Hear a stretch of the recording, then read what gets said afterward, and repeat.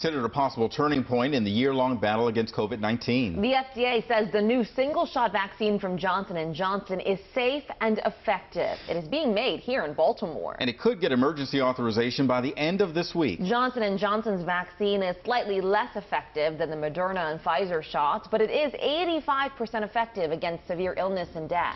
The vaccine can be kept at normal refrigeration temperatures for up to 3 months.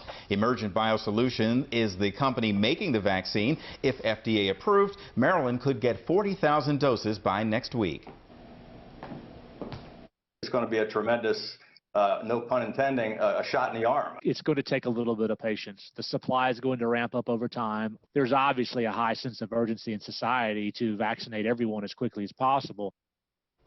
Production is going slower than expected. 12 million doses were supposed to be ready by now, but only 4 million are available. Although 27 more people have died from COVID in Maryland, the other key metrics continue trending in the right direction. Fewer people are hospitalized, and the percentage of those testing positive continues dropping. Happening today, the state opens a mass vaccination site at M&T Bank Stadium, and this could help eligible Marylanders who have been struggling to schedule an appointment. That's where WJZ is live this morning. Annie Rose Ramos reports the governor will visit the site later today. Annie Rose? Hey, Lynn, good morning. Well, this site, at least for the first couple of days, is only going to be giving out 250 to 500 vaccinations per day. But the plan, Lynn, is to ramp this site up significantly and eventually give out 2,000 vaccinations per day by early March. M&T Bank Stadium has been transformed into the biggest mass vaccination site in the state. This is what the club level looks like now. The spot for VIPs at Ravens games will serve Marylanders who are desperate for a vaccine.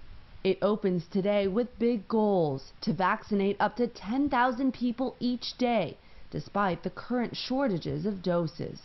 That's what we're hoping for. Again, it depends on the vaccine supply. We know the state is working hard to obtain the vaccine. The state, National Guard, and the University of Maryland Medical System, along with the Ravens, collaborated to make this happen. There are 2 options for making an appointment. Complete the online form at covidvax.maryland.gov or call 855-MD-GO-VAX to request an appointment. Representatives are available 7 days a week from 7 in the morning until 10 at night. And those who do have appointments today and tomorrow will be getting their shot between 11 a.m. and 4 p.m. And Tim, as Lynn mentioned earlier, the governor will be headed to this site later this morning. He'll take a look at it himself at around 11:45 a.m. Reporting live, I'm Annie Rose Ramos for WJZ. Thank you, Annie Rose. Baltimore City Public Schools moving ahead with plans to reopen classrooms to students early next month. Officials say they will offer weekly testing to teachers and staff as well as students, even if they don't show symptoms. The screenings are designed to provide an early detection system where individuals may not initially exhibit signs of COVID-19. These on-site screening initiatives also eliminate the time-consuming commute to various screening locations by hundreds of employees, staff, or students. The city has committed more than $15 million for the tests. The new testing means Baltimore City offers some of the most comprehensive screening in the area and may become the model for school districts across the country. Maryland Senate President says there was no COVID outbreak in the State House after all. Senator Bill Ferguson says the several senators who missed a day of session after rapid tests came back positive are now testing negative. They returned to the floor yesterday. The group had stayed home as a precaution until they received their results from the longer, more reliable COVID tests. Things are looking up for one Baltimore City restaurant that made the drastic decision to close at the beginning of the year. Amy Kawada reports the Mount Washington Tavern is open once again. We're so excited. It's the sight David Lichty has been waiting for. The kitchen back open, diners in seats, and the Mount Washington Tavern staff back on the clock. Like the skies have cleared for us. Hopefully this is, the beginning. We couldn't wait any longer. Lichty and the restaurant's co-owner, Rob Frisch, made the tough decision to temporarily close January 1st until the city's indoor dining restrictions eased a bit. It was just not worth it.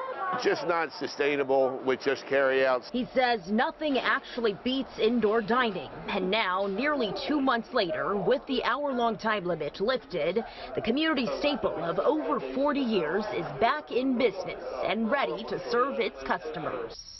It was just time to go. We need to become relevant again and let people see that the Mount Washington Tavern is still here and ready to go. I'm so glad to be able to see people, so I really miss people. Although indoor dining capacity still remains at 25% in the city, a return to something that even looks somewhat normal has restaurant employees and diners feeling good.